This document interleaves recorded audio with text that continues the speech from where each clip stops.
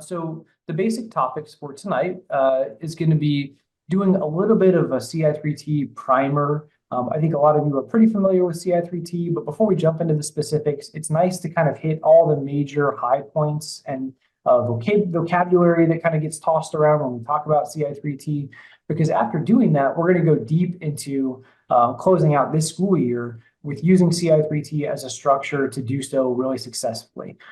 We all know that it's not a cakewalk to the end of the school year. Sometimes April and May can be about as intense as it gets. And so keeping in mind that as students are getting excited for a change moving to the summer, sometimes students are actually anxious about that change to the summer. Both of those things can really heighten some of the behavior challenges that can emerge, or even make it difficult to get through academic instruction, because we keep teaching all the way through the end of the year. So we'll talk about some strategies and resources that you can use as a basis to kind of help yourself keep moving forward with your CI3T work and closing out the year successfully. And then Kathleen's going to go through a couple sections that are really cool because they give you an opportunity to think about your teaching skills from sort of a long perspective.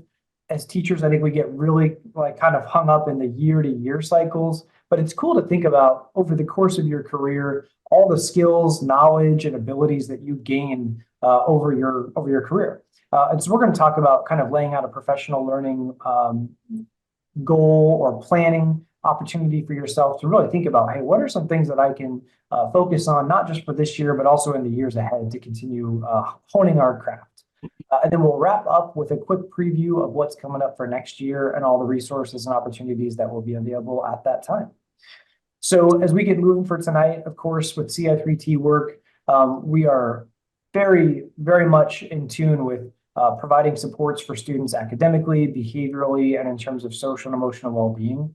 But as we tend to come back to our CI3T work, which is all rooted in applied behavior analysis, one of the things that's on the forefront of our mind is that this system provides an excellent way to support the needs of all students in terms of those three content areas, and a way to help make sure that our educational experiences aren't going to shortchange students that might have difficulties with behavior in internalizing, which is like shy, anxious, withdrawn type behaviors, or externalizing behaviors, which are more acting out, attention-seeking behaviors.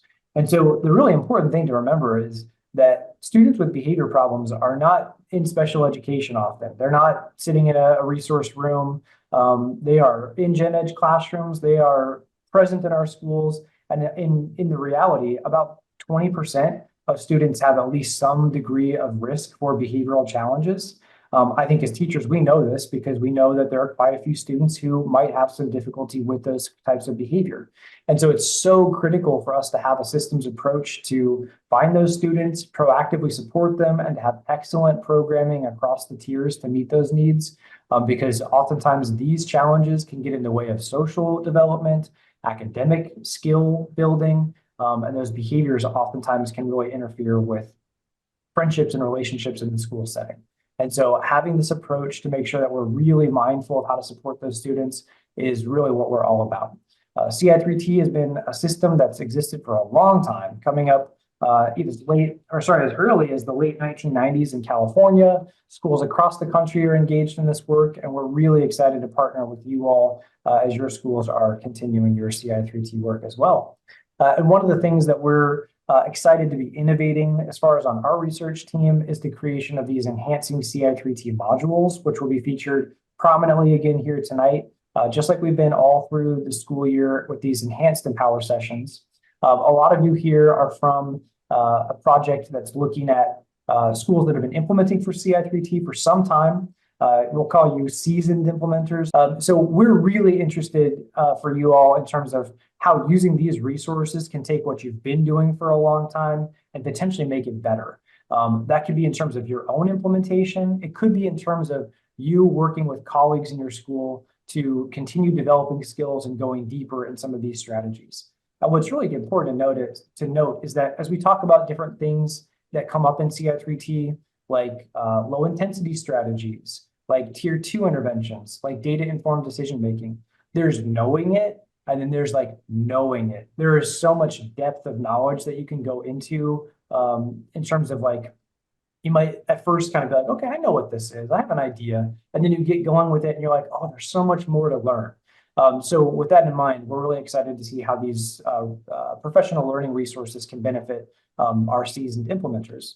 And then we also have folks that are joining us from more new or initial implementers, people kind of in their first year or two of implementation. And those are our people who, a lot of these modules are a great primer and introduction and maybe first experience with developing these skills. And so we're really, really excited to see how professional learning experiences like this one, where we come together face to face, as well as those resources, those modules that we'll talk about, can benefit people in both positions. So just kind of keeping that in mind as part of our what we're curious to learn and work with you on over the course of this series. So as we get in with CI3T, I've kind of previewed a couple of the big ideas here. We're first going to talk about Tier 1, which is, of course, our efforts to support students across academic, behavioral, and social emotional domains. Tier 1 is for all students, regardless of risk levels, regardless of ELL status, regardless of special ed status. Every single student in our school should have an opportunity to access these Tier 1 supports because they are good for everybody. It's our first line for teaching behavioral and emotional skills, academic skills, etc. So along with that is an effort to try to figure out, okay, how can we teach everyone what Tier 1 is supposed to look like? And the first place to go for that information is your school's CI3T implementation manual. In your CI3T implementation manual for you all as faculty and staff members, there's a section that's very high up in the manual. It's one of the first sections that you find, and it's called the Primary Prevention or Tier 1 Plan. And in that plan, it details the roles and responsibilities for every single group in your school. That includes students, parents and family members, administrators, and faculty and staff members. So if you're ever looking to figure out like, okay, what exactly are the expectations for me as a staff member?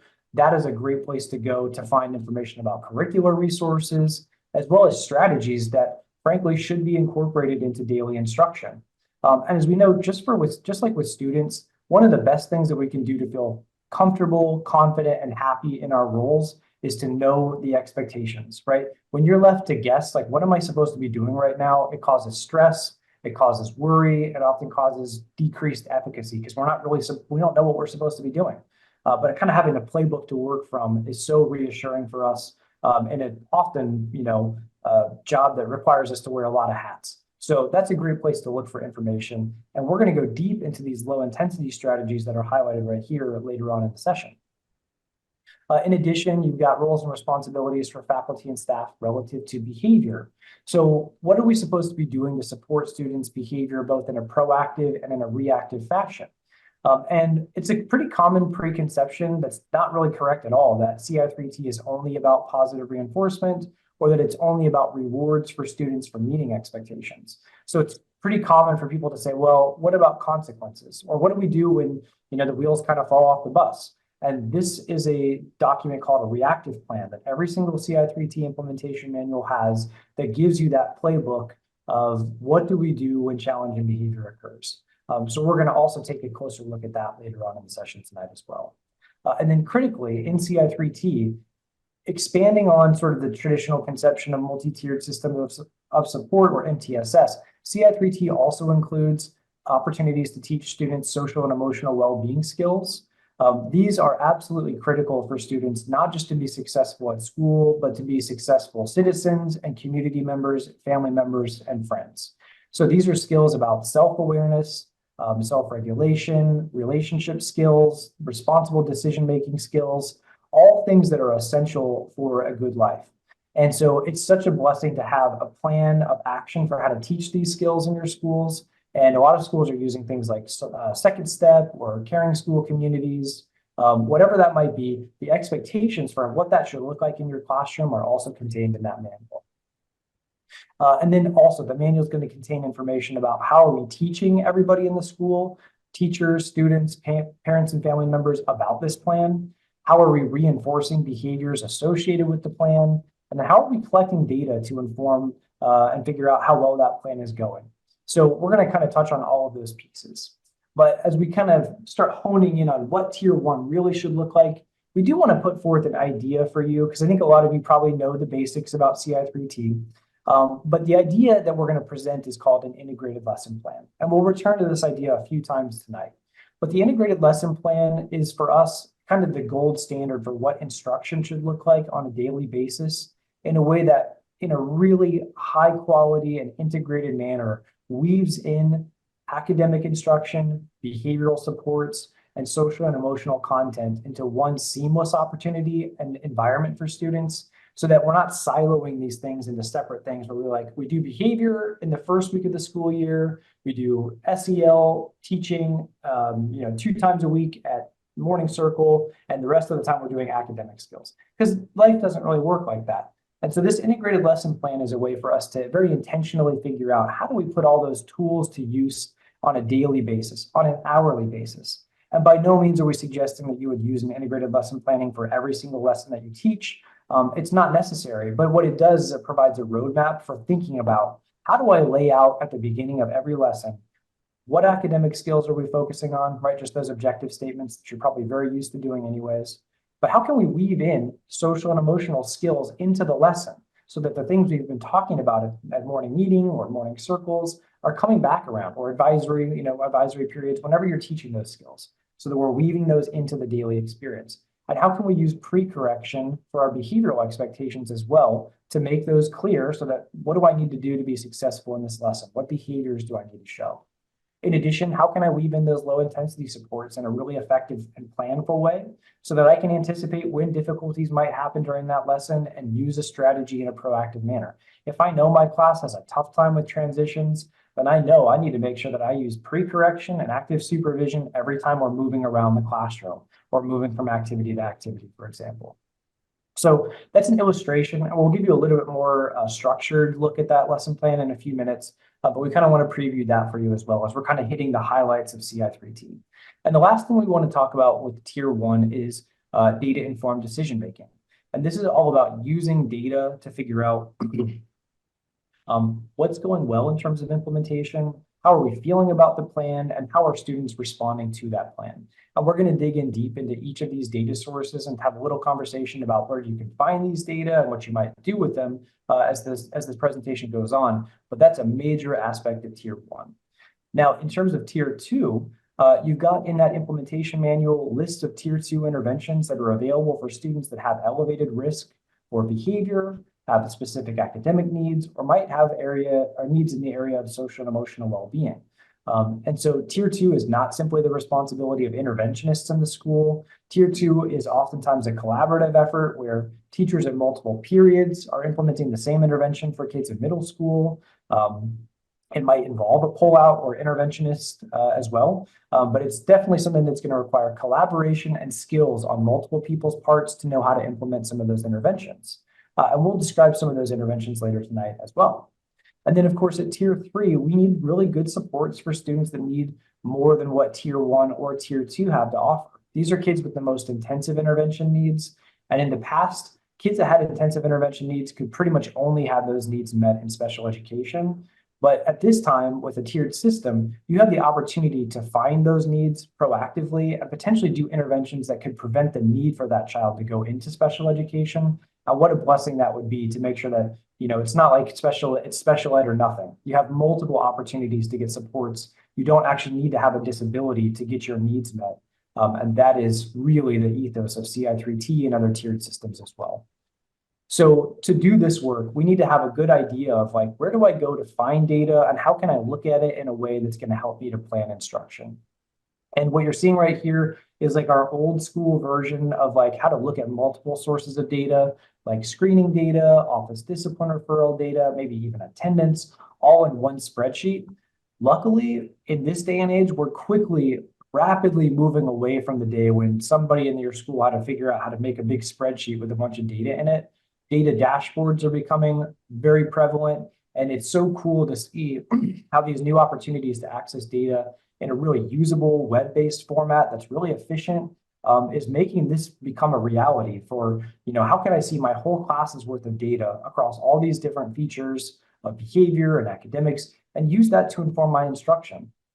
Now, that could be a little bit daunting too, because what do you do, for example, when you find you've got students with reading needs and math needs and behavior needs? It can feel overwhelming.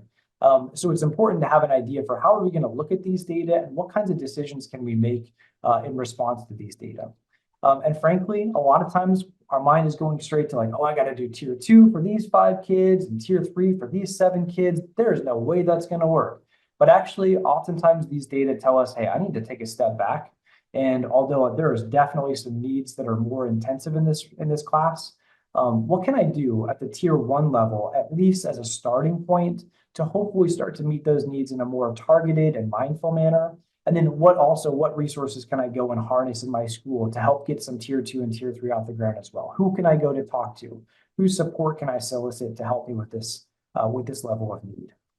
And so in essence, CI3T provides a basis to do that because we've got the strategies, practices, and programs like those low intensity strategies. And we're going to be going deep into all these modules that you can use to guide your own learning in terms of really having a solid handle on how to use these strategies in your school. And also how to collaborate, because CI3T is a collaborative model. Ideally, you've got multiple people looking at multiple sources of data and working together to be like, okay, we've got some challenges. We've also got a lot of successes. So like, let's celebrate those. But for these challenges, how can we collaborate using these data to make those necessary connections?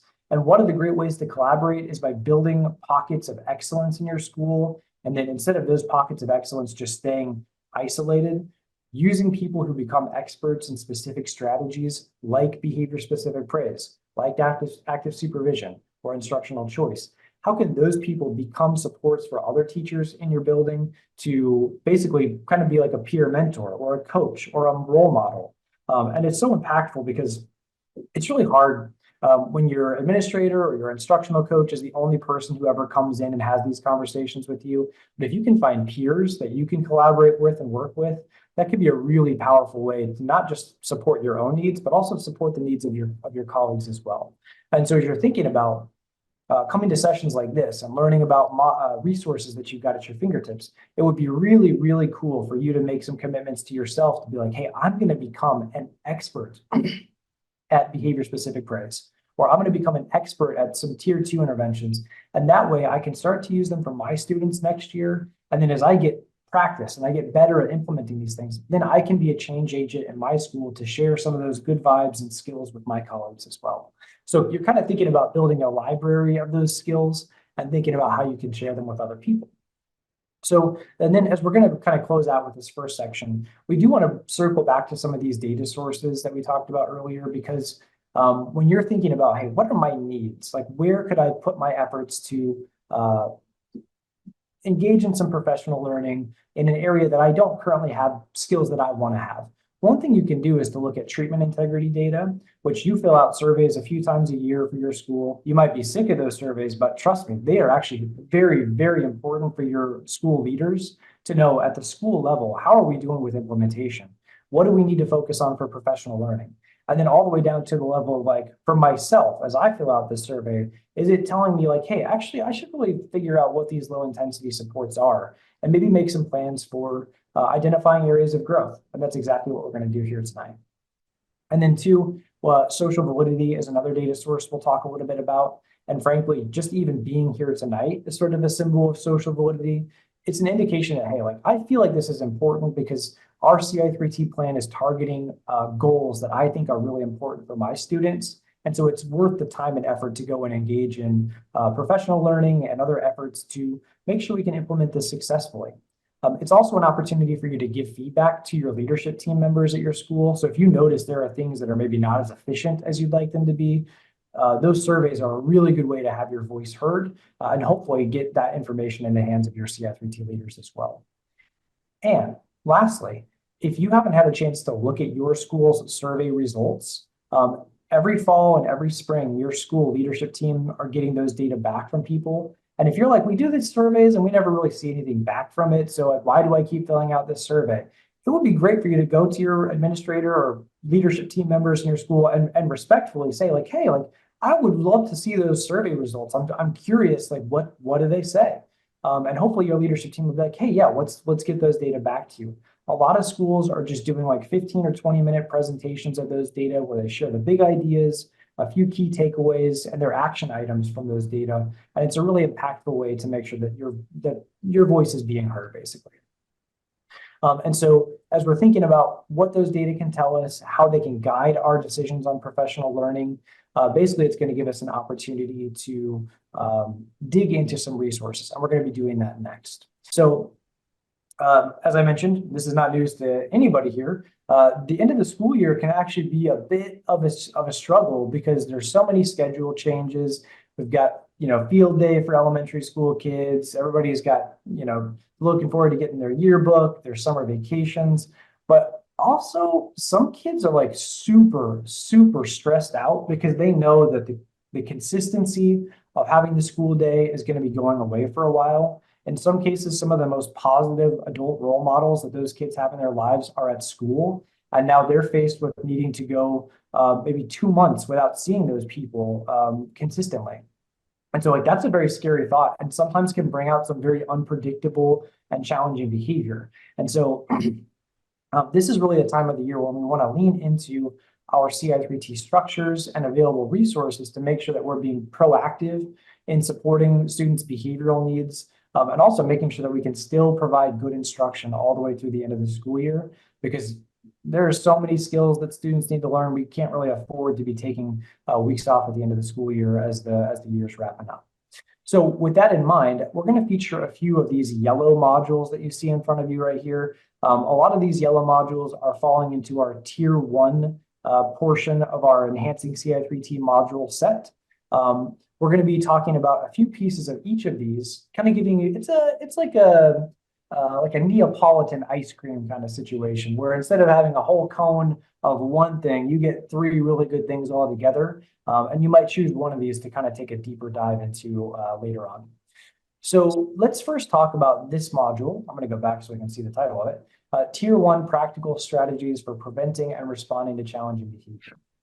So I really like this module because it was written from the perspective of a lot of people say things like CI3T only has rewards, there's no consequences.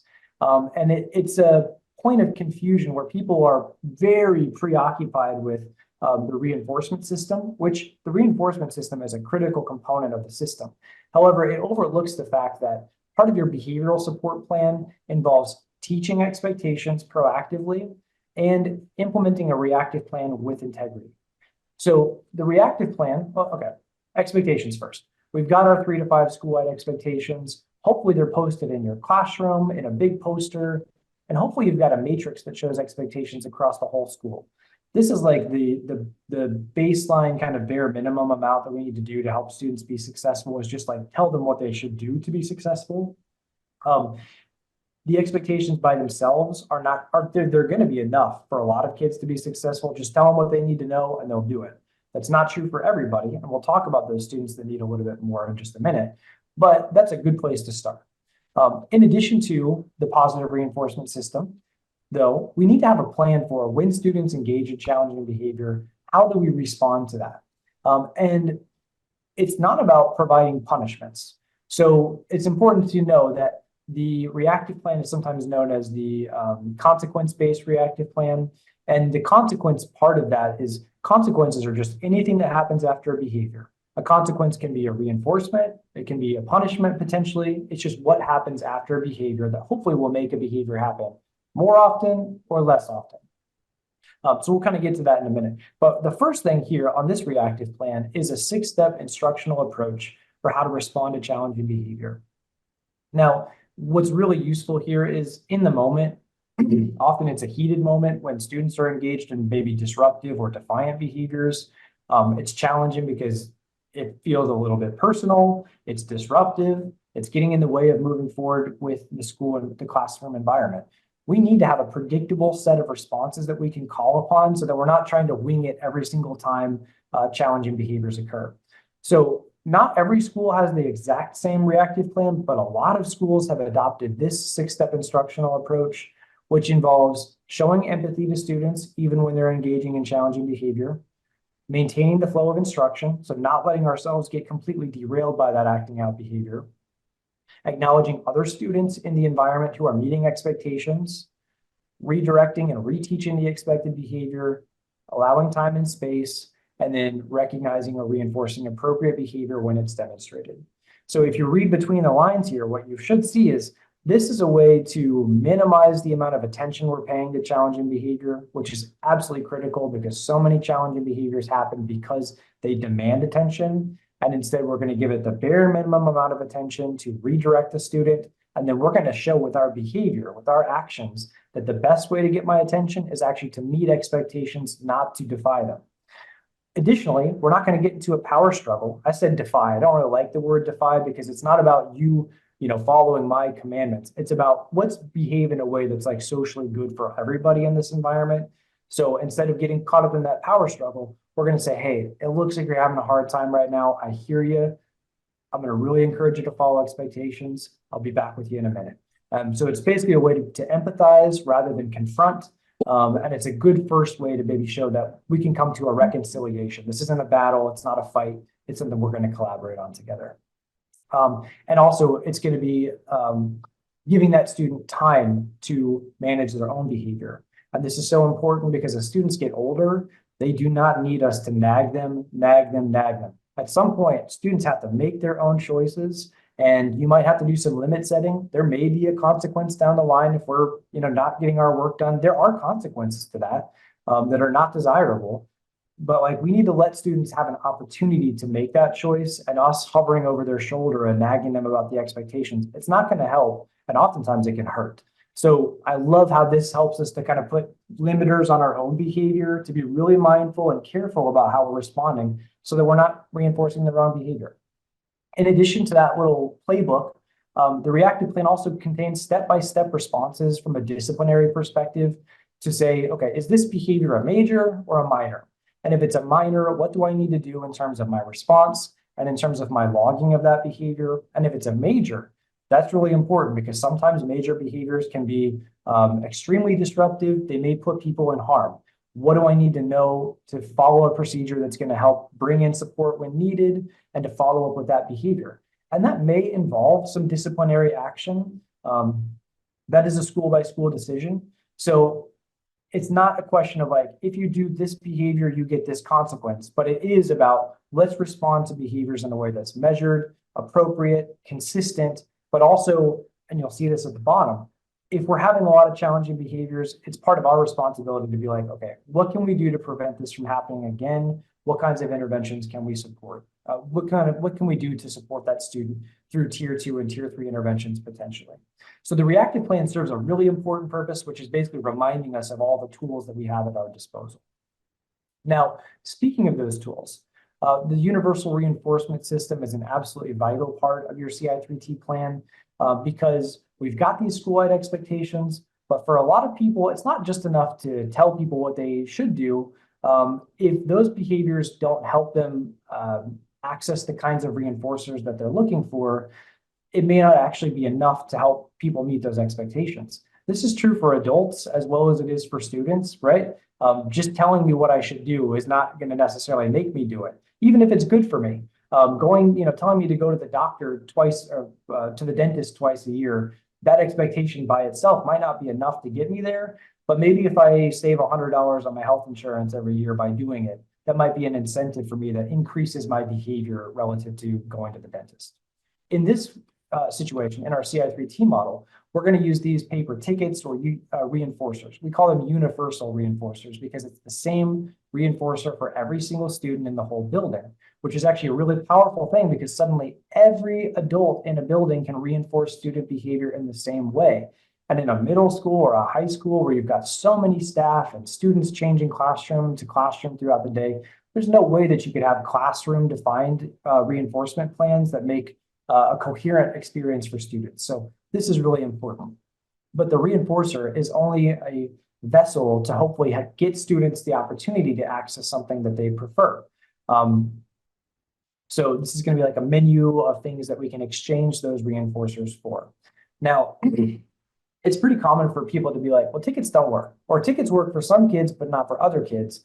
And then it's like, well, the ticket is a broken tool because it doesn't work for everybody. When in reality, the ticket is just a tool, and a vital part of that tool is figuring out what people might want to exchange it for, because that is actually what is reinforcing. So we are showing you right here a reinforcement matrix that basically reminds us that reinforcers can be social. So that's getting attention from peers or adults. They can be tangibles or activities. That's like getting the opportunity to do something I like or to get a trinket or maybe food or something that's desirable. But it can also be sensory, which could be getting access to sensory experiences. And then for all of those things, we might get those things or avoid those things. So if I'm a high schooler and I really don't like doing my homework, but I can exchange a ticket for a weekly homework pass, that might be a great opportunity for me to get out of doing something I don't like to do. That is negative reinforcement. Alternatively, I think especially for middle and high school kids, it's important to remember that tickets are a great tool. Adult reinforcement is a great tool, but it is really hard to compete with peer attention as a reinforcer. That is why it's really tough sometimes when you have kids that reinforce each other's challenging behavior to overcome that. Sometimes that just makes for a really challenging situation. But we should remind ourselves that getting peer attention or opportunities to hang out with friends could be one of the most powerful reinforcers that you have in your disposal, and it's free. So remembering that, hey, when we think about the tickets and how they can be used, let's make sure there are plenty of opportunities for kids to use the ticket to get access to their peers, doing things they like to do together, because that might actually be one of the most motivating things that we can do. We move on. Let's get into that, the integrated lesson plan. So the integrated lesson plan is a really important idea in CI3T because it brings together the different like little components, little ingredients, little kernels, like the low intensity supports. So when we talk, we spend a lot of time talking about behavior specific praise, instructional choice, things like that. And you might be thinking, okay, that one itty bitty strategy is a great idea. I'm not sure how much of a difference it can make for my students. I would say actually it can make quite a bit of a difference with your students when used really intentionally and really frequently and with a high degree of fidelity. However, where things get really exciting and really interesting is when we get really competent at multiple low intensity strategies. We can bring them out at will and be really intentional at how they're being applied. So that's why we like the integrated lesson plan, because it encourages us to plan when each of those strategies might be useful and maybe even brainstorm what that would look like, because some of these actually require a little bit of forethought, like instructional choice. So again, it's going to be about having those objective statements for your academics built out. You probably have that already. But it's also going to require you to kind of think about alignments between your social and emotional learning curriculum and what's happening in the classroom. Now, when you really start to get into some of the objectives that are in those SEL type programs, so many of them have to do with collaborating with peers. And sure enough, I'm sure a lot of the activities that are happening in the classroom are also involving collaborating with peers. And they can be things like, how do I settle a disagreement peacefully? How do I show empathy to someone who has ideas that disagree with mine? Or how do I calm myself down when I'm engaging in a conversation that makes me uncomfortable or I don't agree with someone? Because the reality is those are just everyday experiences for everyone when they're working in a collaborative, close-knit community. And so just thinking about what are the likely challenges that could come up during this lesson, and then what can we do to bring some of those skills in to prevent challenges from occurring is an incredible way to prime those skills to happen.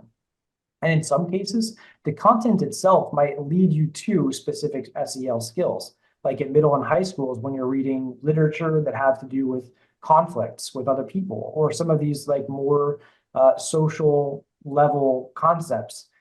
They are great ways to make it aligned to be like, okay, today we're going to read about characters that are experiencing this struggle. How could the skills that we talk about during advisory period help these people if they would have known those skills, from the outset? So you can be creative with how you make those alignments, but it encourages you to kind of do that planning process. And then again, just bringing the behavior expectations to the forefront.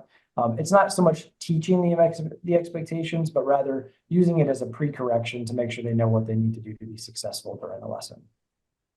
So this module is called Tier 1 Practical Strategies for Preventing and Responding to Challenging Behavior. When you get to any of these modules, which are accessed on the Enhanced tab of the website, ci3t.org/enhance. And I'm sure my colleague Eric Common will again put the URL and the password so that you can get to this website as well if you'd like to check it out for yourself. When you scroll down this website, you find a ton of these modules. Every single one of these is just jam-packed with infographics and text content and videos. We are looking at this one right here, which is in the Tier 1 module set. And when I open that module up, you find yourself in a web browser-based ebook. Every single module comes with an interactive resource where you can basically watch the entire module play out in this sort of like multimedia-based interactive experience. And if you prefer to just read it as text, you can do that as well. And then if you want to look and see what all resources are available inside the module, the overview here is going to provide you with a like basically a gallery of different resources that are available. So in this video, in this module, you've got great infographics and great videos. And one that I want to show you right now is called Embedding Low Intensity Supports in Daily Instruction. And this video I like because it basically illustrates how low intensity support usage isn't apart from instruction, it is a part of instruction. So it doesn't require you to do something different when you're teaching students. It actually just changes the way that we teach to be really intentional about giving students a good opportunity to be successful during a lesson. So if I was in this module and was like, hey, I want to watch that video, I don't want to read the whole thing, I just want to go straight to that video, I can click the page button here, and that'll take me to the page where that video shows up. Or I can click the link, and the link is nice because it just takes me to the video itself. If I wanted to share this with a colleague, I could copy that link or open that link and send it to them in an email. But I'm going to click on the page. And on this page, there's a little bit of text that explains what this video is going to show us. But I'm just going to show you the video, and we'll check this out and then kind of see what it has to tell us about low intensity strategies. Embedding low intensity supports in daily instruction. It's almost time for the reading block in Mrs. O's class. As she begins to transition her students to the carpet, she uses pre-correction to remind them of the Lincoln Lion expectations she wants to see. Okay class, as you're moving to the rug for reading time, remember to show respect by going right to your square and keeping your voice at a level 1. As she sends students off to their designated areas, Miss O actively supervises the transition by moving throughout the room and keeping an eye out for students who are following the expectations so that she can acknowledge them with behavior-specific praise. Timmy, thanks for walking right to the carpet and sitting down. Sarah, looking good sitting crisscross applesauce in your own square. Thank you. As she starts the lesson, Miss O uses pre-correction again to let her students know what she is looking for as they work. Alright, as we begin to learn our vocabulary words of the week, I'm looking for students to give their best effort answering the questions asked. Please remember to exercise self-control also by raising your hand if you need anything and keeping your hands and feet to yourself. Let's get started. Throughout the lesson, Miss O uses opportunities to respond with her students by having them hold up response cards to the questions she asks. She also uses pre-correction and behavior-specific praise to help them use the cards as desired. Alright students, let's review our vocabulary words. I'll ask you a question and you will use your response cards to show me your answer. Once the question is asked, be responsible by keeping your response card in front of you when you show your answer. Okay students, hold up your green card when you hear the correct definition of the word habitat. A habitat is what an animal eats, the name of a baby animal, the natural home of an animal or plant. Oh, I saw a lot of green cards on that last one. That's right, habitat is a word we can use to describe the place where an animal lives in nature. For example, the habitat of an alligator might be a swamp, river, or lake. Hannah, thanks for staying in your square and holding your response card right in front of you for that question. Embedding low-intensity strategies into daily instruction helps Miss O prevent challenging behavior from occurring and supports student engagement in the classroom. And one thing I also really appreciate about this time of the year is that we get the opportunity to, have several more weeks with kids before they leave. But this is also the time that, amazing leaders really take the time to start thinking about not just wrapping it up, but ramping it up in the year ahead so that it doesn't feel like a crisis, but it's like a calm, vision for the future. So one of the things that we're really excited about on our team is everything that you've been able to access here, like all this stuff that's been in Project Enhance, becomes publicly available to the world on 6/24/2024. And one of the things that we're excited about, and I want to especially thank Elise for leading this effort, we have this day coming up.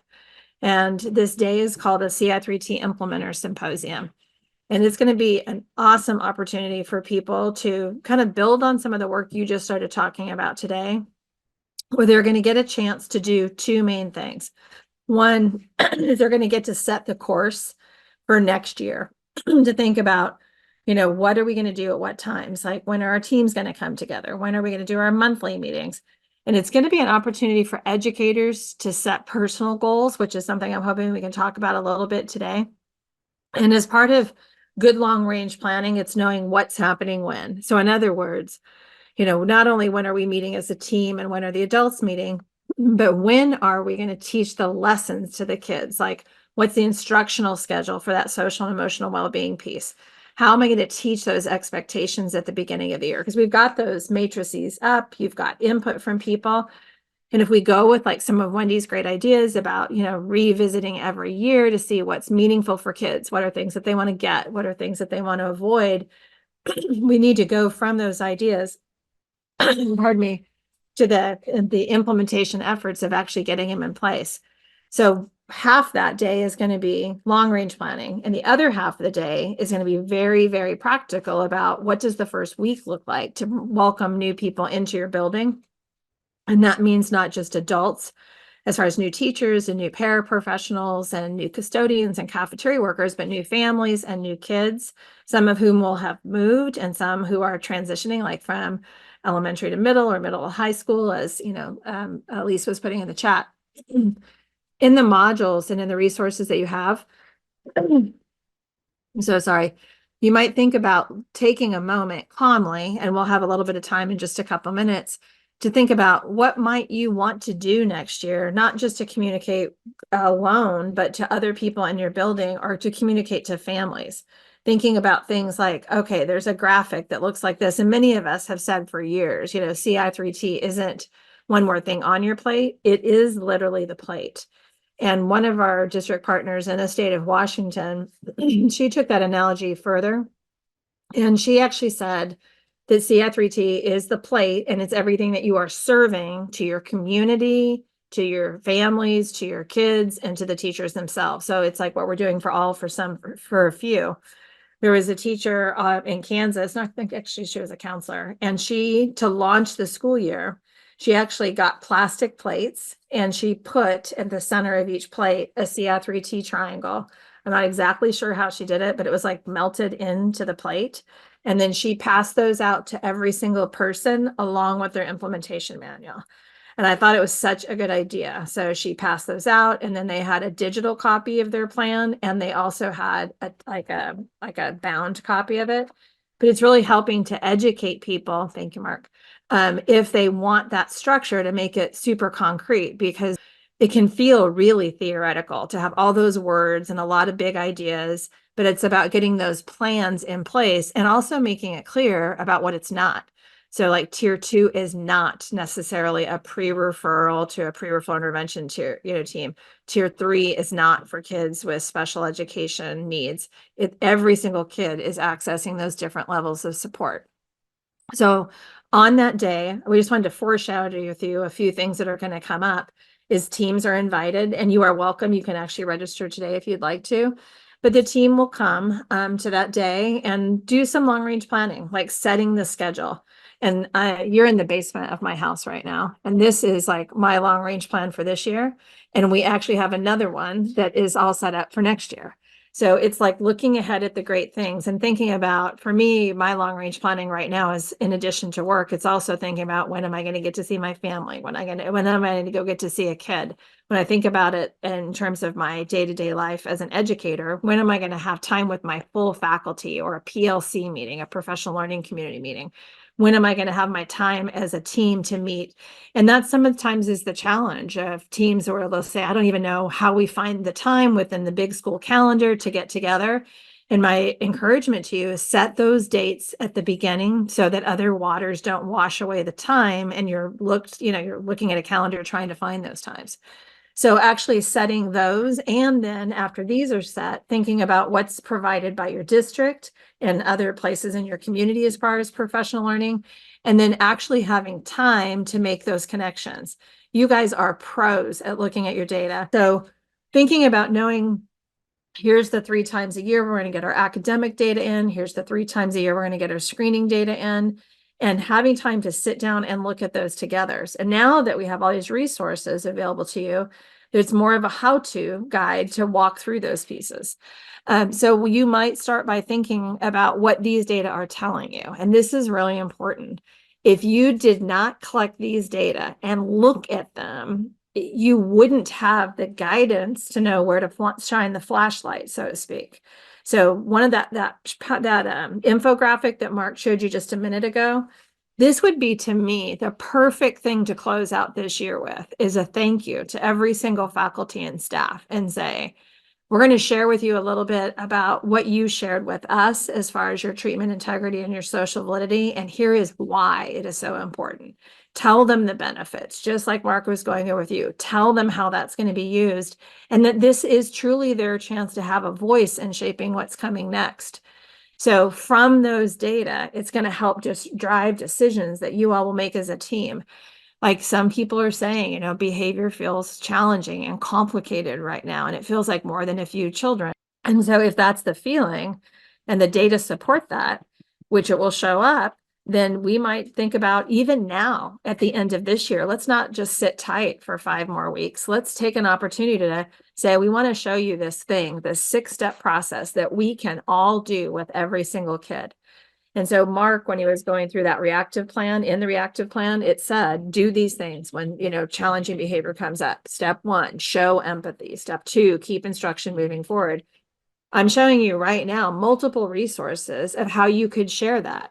You could choose to share it out in a picture of an infographic and just send it out in an email. You could put together, you can download one of those little interactions and share that. And Wendy, thank you so much for putting those in place. And you might even take a deeper dive. Another thing your data may show you is that maybe the data are coming back saying that people need a refresher on the hows and the whys of behavior-specific praise. It might be, as you're onboarded new people and people get busy, they forget, there's no power in the ticket. The power's in the feedback that you give the student, acknowledging them for their effort, not their ability. So rather than reinforcing somebody for being the best, the smartest, the brightest, thank you for being here. I know it was a tough weekend, and I'm super glad you're here today. And thank you for trying every one of those problems that were done. You might think about, as a team, how do I want to tackle that between now and the end of the year? Maybe you end the year with doing one of these, and you make plans for next year to say, in addition to this, next year, we're going to do 1 strategy a month. We also have a new, it's an entire special issue that is devoted to 4 of those strategies. And correct me if I'm wrong, friends, but I believe it's behavior-specific praise, pre-correction, active supervision, and instructional choice. And there's an intro article as well. Thanks, Wendy. And each one of those is not only how to do it in a classroom and how to do it remotely and in person, but it's also how to share those strategies with families. And I know in your district, you are very committing to honoring that partnership with your family community. That might be a great thing to weave in for next year. And at least just put those links in the chat if that's something that you want to do. Another thing you might put in the back burner of your mind for today, or maybe bring it to the forefront, is what if you had, for every meeting that you had, either as if you have regularly scheduled faculty meetings, or regularly scheduled department meetings, or regularly scheduled professional learning communities, how would you feel about doing these 3 things at every single meeting? Maybe starting off with a 10-minute tip for success. So it's just baked in. So you're not looking for a new place to try to bring it in. You're using existing meetings to say, here's your tip of the week. Or what would you think about also doing something like a highlight, a celebration? Your principals probably send you an email every single week, and it's highlights from the week and action items coming. That can very much be a place to celebrate what's coming up in terms of sharing summaries of monthly data. It could be celebrating faculty and staff. It could be communicating people about what's coming next. That was a big request just recently from some districts, is like, we want to plan out exactly what's happening when. And that's so exciting because you actually have in your manuals plans, your assessment schedules for when all the assessment schedule pieces are going to happen. And now in your new resources, you've got other guides to actually have dedicated times like monthly data discussions. So putting it all in the calendar is like doing long range planning for your school, your classroom, and your own professional learning. So rather than feeling like you have to cram in every low intensity support at one time, you might choose to space those out based on your interests and the places, like have, being available to coach other people or go watch people that are doing it really well in their classrooms. So one possibility might be to first start by reminding people that this works because it is data-informed decision-making. Those data are used not just to shape instruction for students, but it's used to shape the experiences for the adults. So you might think about putting it all together, taking the dates and the times and the windows for all the screening data that you're used to, academically and behaviorally, put that in a calendar. Take in that same calendar and put together all the times that we're going to come together to meet in, monthly meetings or attend project empower sessions or carve out your own professional learning time. For me personally, I actually put a calendar invite in my own calendar saying, I'm going to use this 30 minutes or this 45 minutes or this 1 hour, which I almost never get an hour, to read or to listen to a podcast, something that inspires me that I think can make me better able to do my job. But you want to think about this as backwards planning so that the end game goal is to make sure you have time, space, and predictability of when everything's coming so that you're not scrambling. And I will say the art of calendaring is really important. And in the very beginning years of CI3T, that was some of the initial feedback that Wendy and I received at the end of a year, or actually one of our first years in Kansas. And it was a principal who said the hardest part about CI3T training was calendaring. Because at the end of every meeting, they'd get together and say, when can we meet next? And that took 15 minutes. So now by having that all done, you don't look for it. You're not making a new meeting. You're honoring the meetings you have, and you do not cancel them. And even if somebody can't be there, you move forward. And that's why you have great agendas to keep it in place. The second thing that we want to make sure people have time to do is to make a plan. So you can have all your long range plan, but how do you get from that to the day when kids come back and the day when adults are coming back in the building? So what are you going to do to welcome back your faculty and staff at the beginning of the year? And what are they going to need to make it happen? And one of the things that they're going to need is a copy of your current CI3T implementation manual. Other things that they're going to need is the clarities behind how do I do those things that are in my manual. A place for growth, being professional is the onboarding process. And I know that's Elise's baby in her previous life before becoming a doc student. She's the queen of onboarding. So, learn from her. I am. And in there's guidance about it not being a day. It's a mentorship process, and it needs to be explicit. It needs to be clear. It needs to be ongoing. So what is it that you want to build to have in place at your schools? And making sure that not only do they have the manual, but they know what to do with it. In other words, how do I get the feet to the words? And for your students, similarly, how are you going to teach them? So ideally, you would calendar out in the first week of school, here's how we're going to do it. Like at a middle school, it might be we're going to teach a setting at every single period during the day. Or it might be in an elementary school, you might walk kids through different settings. At a high school, it might be similarly. And it's not enough to teach at once. We need to have monthly plans for teaching expected behaviors so that it's in the forefront of kids' minds. And then we give them acknowledgments for meeting those expectations. And please remember, your families were part of the building process. Everybody has family members on their CI3T leadership teams. They're at the table. None of this is a secret. It should absolutely be at the forefront and shared out. So how do you share it? Some schools will translate everything into Spanish and English to make sure that it's accessible. A lot of people have a great digital footprint, especially I know some of you guys are heading into your 11th year of implementation. And then in addition to doing the education of each of those groups, then there's the plan about, all right, how do we acknowledge? And we talked a little bit tonight about tickets or other reinforcers and asking kids what's meaningful. Is it a preferred parking spot in a high school? Is it, getting tickets to take and watch the game in an end zone from your school? Is it the things that you said, the fun things like Wendy, I think, posted something about somebody from Tuesday's session saying it was exciting for kids to, get their ticket drawn to go heat up their teacher's lunch. It's the tiny things, so think about asking them what is important.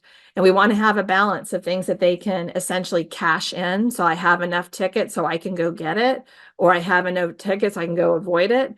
And some of them might be like a drawing. And we don't want to have everything being a drawing because there will be the kids who never win.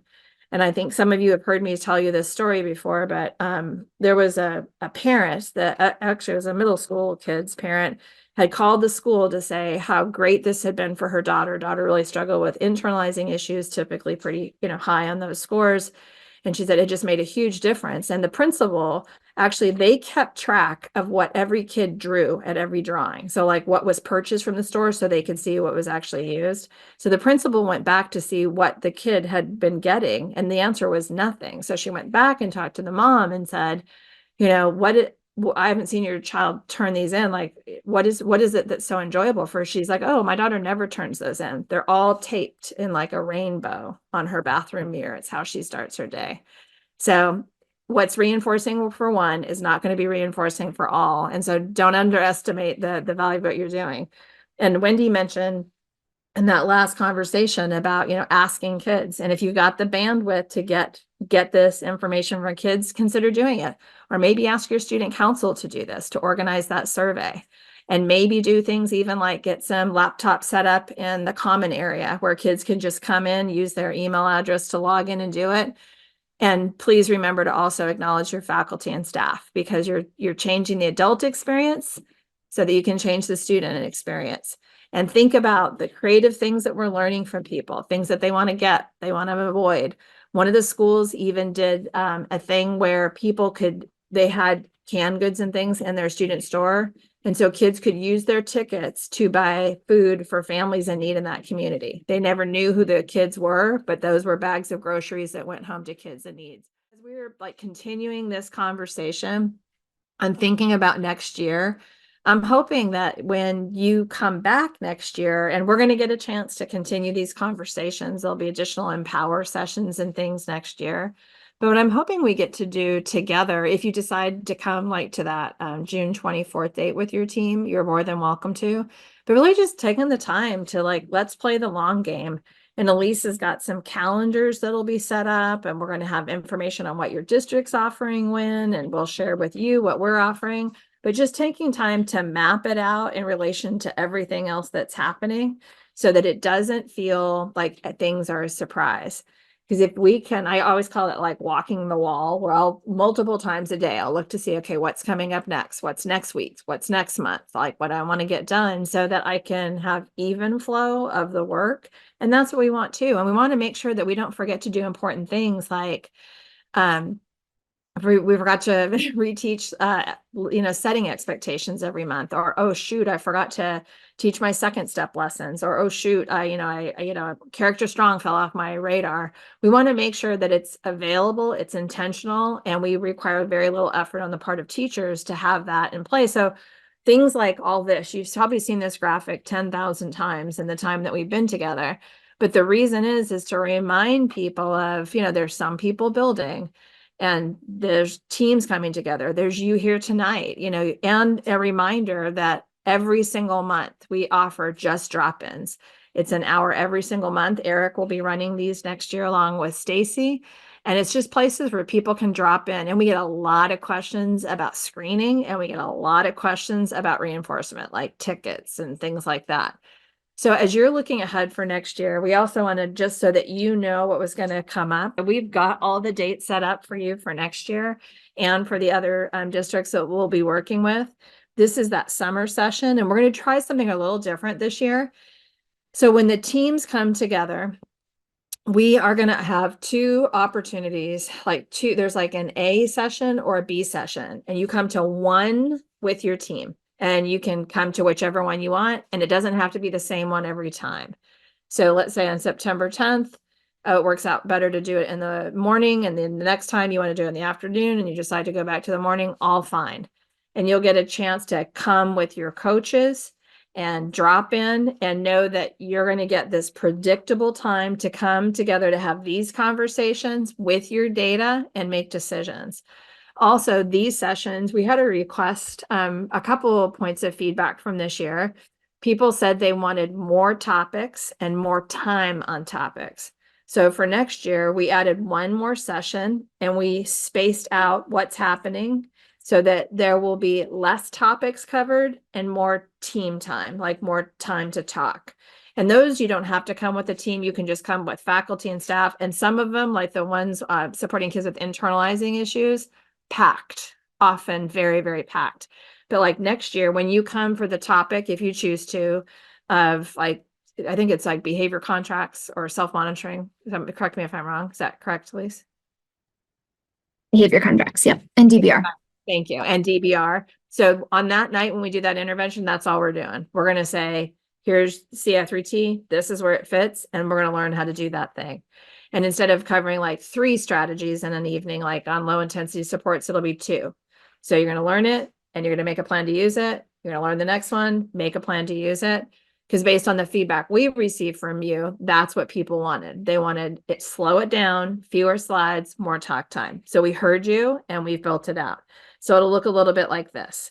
And we'll also have a session in September that we'll revisit starting the year off strong. And we know you'll already be underway at that point, but you're going to come and share successes and make some areas for refinement. We'll also have those trainer and coaches calls. And Eric actually just put in the chat if you ever want to join us for those. And the thing I like about those is those are not recorded and they're just open. Like there we get people from Hawaii, we get people from Italy. Like it has been amazing to see the breadth of people that come and they share their successes and they share their challenges, and it's wonderful. We've learned great things from folks there. So those dates are also already set. The other thing, Mark did a little walkthrough of all the modules that are there, and Elise has done a great job of helping to keep all of the cats herded, which is a big job on our team. So I want to let you know there's a few more modules coming out. There will be one on the student risk screening scale for internalizing and externalizing, and that will be ready by the time you do your first set of screening in fall. So it's just a deep dive on what you need to know about using that. And just so that you guys know, we're actually going to have a whole bank of FAQs, frequently asked questions. So if you happen to know questions that come up for your screening, go ahead and email those to us, and we'll do our best to get many of those answered in the resources. In addition to these that you're seeing here at Tier 1, there will also be additional information like on functional assessment-based intervention. Rebecca Sherrod is leading a module all about how to collect treatment integrity and social validity, and not just why you should do it, but how you should do it. So that'll be building off some of the great work that's been done. So you might think about at the beginning, as we head into next year, leaning into this module, like actually staying on track. There's a whole module about using data to set goals. So let your data and your narrative experience help you define, like, here's the thing that I want to get better at, or here's the thing that I really want to do intentionally.